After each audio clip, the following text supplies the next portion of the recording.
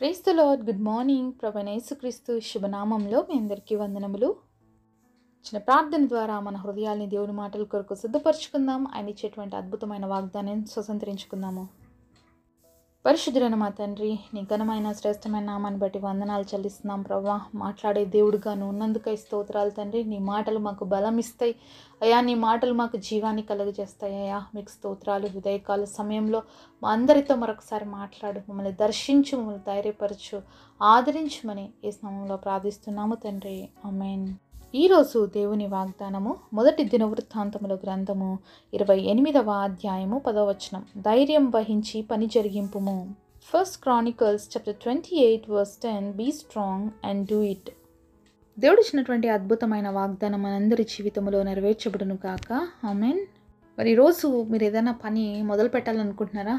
మరి ఏ పనైనా చేయాలనుకుని చేయలేకపోతున్నారా? అంటే ఇది జరుగుతుందో లేదో కాబట్టి నేను ఎందుకులే ప్రయాసపడ్డం, లేకపోతే నేను ఎందుకులే ఆరంభించడం, దీంట్లో నాకు సక్సెస్ వస్తుందో రాదో, నేను విజయాన్ని రుచి చూస్తానో లేకపోతే అపజయాన్ని చూస్తానో, ఇలా ఎన్నో కన్ఫ్యూజన్స్, అలాగే ఎన్నో భయాలు హృదయంలో ఉండొచ్చండి. అయితే దేవుడిస్తున్నటువంటి అద్భుతమైనటువంటి వాగ్దానాన్ని మనం చూసినప్పుడు ధైర్యం తెచ్చుకొని దేవుడు ఏం చేయమంటున్నాడంటే పని జరిగించు. దేవుడు చెప్తున్న మాటను మనం విన్నప్పుడు, మన పనిని మనం మొదలుపెట్టినప్పుడు అద్భుతమైనటువంటి విజయాన్ని ఇచ్చేది కూడా దేవుడే. ఎన్నోసార్లు దేవుడి చిత్తం లేకుండా, దేవుడి ఇష్టం లేకుండా నీ ఇష్టానుసారంగా నువ్వు ప్రయత్నం చేసావేమో, దాంట్లో విఫలమైపోయావేమో.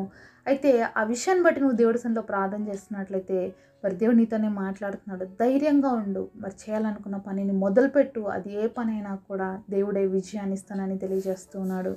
కొన్నిసార్లు మన జీవితంలో దేవుడి చిత్తానుసారంగా మనం చేసినటువంటి పనుల్లో కూడా అనేకమైన ఆటంకాలు వస్తాయండి, అనేకమైన ఇబ్బందులు వస్తాయి. అసలు దేవుడని చేయమన్నాడా ఈ పని?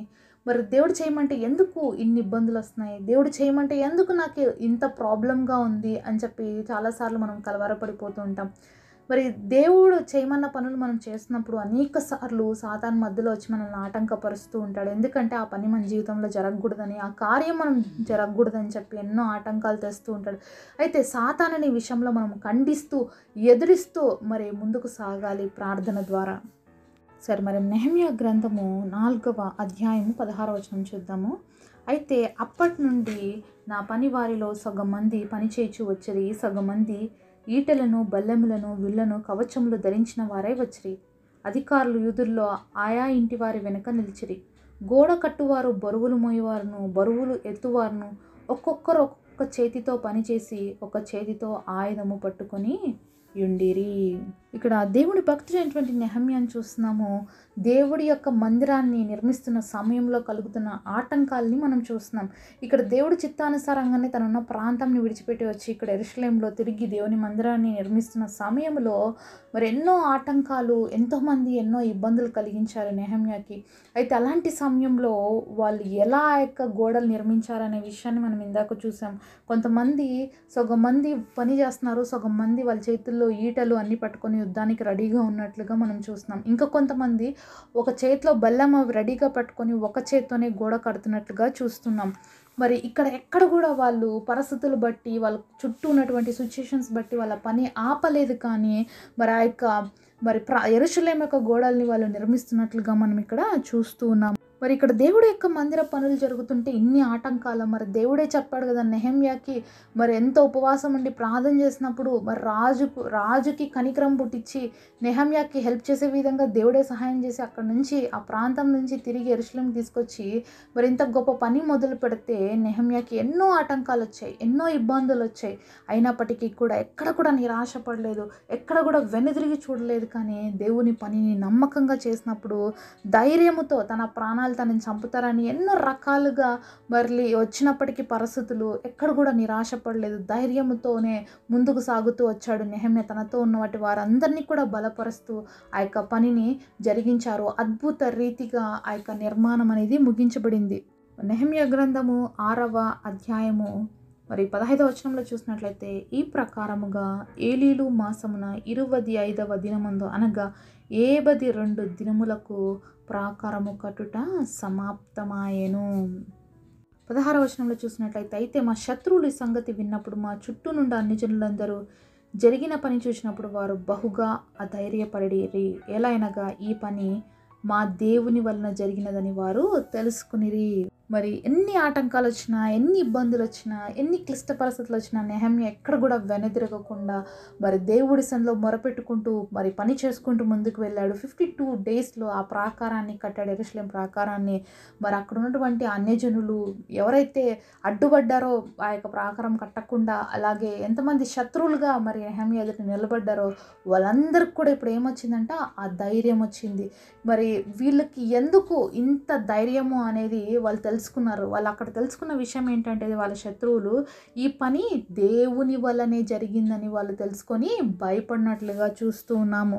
అలాగే ఈరోజు నువ్వు కూడా దేవుడితో కలిసి ఏ పనైనా చేస్తే నీ చుట్టూ ఉన్నవారు మరి నీ కలవరపరుస్తున్నటువంటి పరిస్థితులు ఇంకా ఏమైతే ఉన్నాయో మరి నువ్వు చెయ్యకుండా ఆటంకపడినవన్నీ కూడా వాళ్ళందరూ కూడా చూస్తారనమాట. దేవుడే నీ పక్షంగా ఉండి ఈ కార్యం చేశాడని. ఈరోజు దేవుడు అదే చెప్తున్నాడు, నువ్వు దేవుణ్ణి కలిగి ఉండు, అంతేకాకుండా దేవుడితో కలిసి నడుచు, దేవుడితో కలిసి పని చెయ్యి.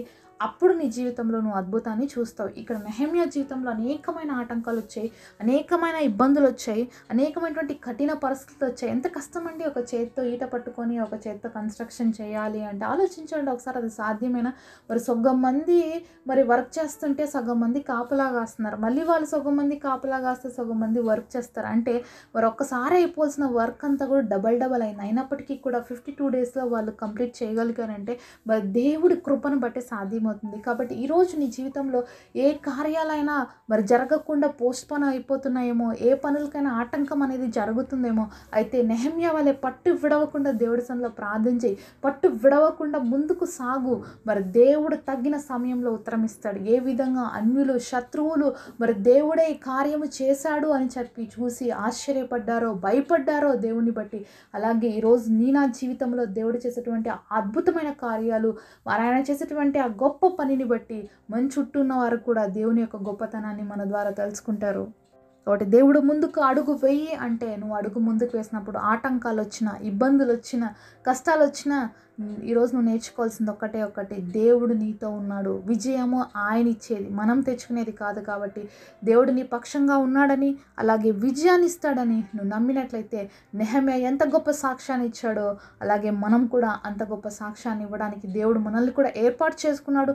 నువ్వు ఒక సాక్షిగా దేవుడి కోసం నిలబడాలని, నిన్ను బట్టి దేవుడి నామానికి మహిమ తెచ్చుకోవాలని, నిన్ను బట్టి నీ చుట్టూ ఉన్నవారు దేవుడు గొప్పతనం ఏంటో ఎరగాలనే దేవుడు ఈరోజు నువ్వు అనేకమైన పరిస్థితుల్లో వెళ్తున్నప్పటికీ చాలాసార్లు అనుమతిస్తాడు.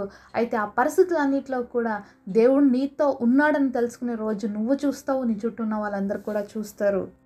కాబట్టి నువ్వు ఏ పని చేస్తూ ఈరోజు అధైర్యంగా ఉన్నట్లయితే ఆ ధైర్యాన్ని విడిచిపెట్టు, ధైర్యం వహించు. నీ పని ఏదైతే ఉందో, నువ్వు ఏదైతే చేయాలనుకుని దేవుడు తలంపు ద్వారా, దేవుడు ప్రేరేపణ ద్వారా, దేవుడు చిత్తానుసారంగా నువ్వు మొదలు పెట్టావో ఆ పనిలో ఎన్ని ఆటంకాలు వచ్చినా దేవుడు నీతో ఉన్నాడు, విజయం ఇస్తాడు. ఆ నమ్మకంతో నువ్వు ముందుకు సాగు. ఎక్కడ కూడా నిరాశపడద్దు, ఎక్కడ కూడా కృంగిపోకుండా నీ అడుగులు ముందుకు వేస్తూ వెళ్ళు. దేవుడి యొక్క అద్భుతమైన విజయాన్ని నువ్వు చూస్తావు. అట్టి కృప దేవుడు మనందరికీ దయచేయునుగాక. పరిశుద్ధుడైన తండ్రి, మీరు మాతో మాట్లాడిన ప్రతి మాట కొరకే వందనాలయ్యా. ధైర్యం వహించండి అని చెప్పావు తండ్రి. ఈరోజు ఎవరైతే ఏ పని విషయంలో ధైర్యపడి జరిగించకుండా ఆగిపోయినారో ప్రభా, పనులన్నింటినీ తిరిగి మొదలు పెట్టడానికి కృపనివ్వండి. వాళ్ళు చేసిన ప్రయత్నాల్లో, వాళ్ళు చేసిన పనుల్లో ప్రభా అద్భుతమైన విజయాన్ని ఇవ్వండి. ఈ విధంగా నెహమ్యాని చూసినప్పుడు శత్రువులు, అన్యులు అవి దేవుడే ఉండి పని చేశాడు అని చెప్పి వాళ్ళు మహిమపరిచారో, అంతేకాకుండా భయపడ్డారో, ఆ ప్రభా ఆ గొప్ప కృప మమ్మల్ని చూసినప్పుడు కూడా ఇతరులు నిన్ను మహిమపరిచే విధంగా ఉండుటకు కృప చూపించమని యేసు నామములో ప్రార్థిస్తున్నాము తండ్రి, ఆమేన్. ఈరోజు బర్త్డే అలాగే వెడ్డింగ్ యానివర్సరీ సెలబ్రేట్ చేసుకుంటున్న మీ అందరికీ కూడా wish you happy birthday and happy anniversary. God bless.